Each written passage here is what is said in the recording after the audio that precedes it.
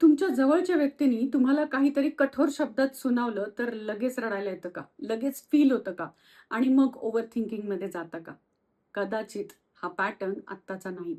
हा लहानपणापासून चालत आलेला तुमचा पॅटर्न आहे.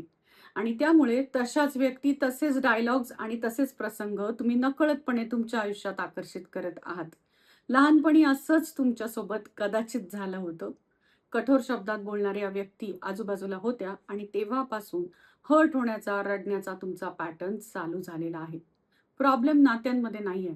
प्रॉब्लेम तुमच्या इनर चाइल्डमध्ये आहे. तुमच्यातलं ते इनर चाइल्ड हील होण्याचं गरज आहे आणि तेही आत्ताच. कारण की नात्यांमध्ये प्रॉब्लेम नसतो.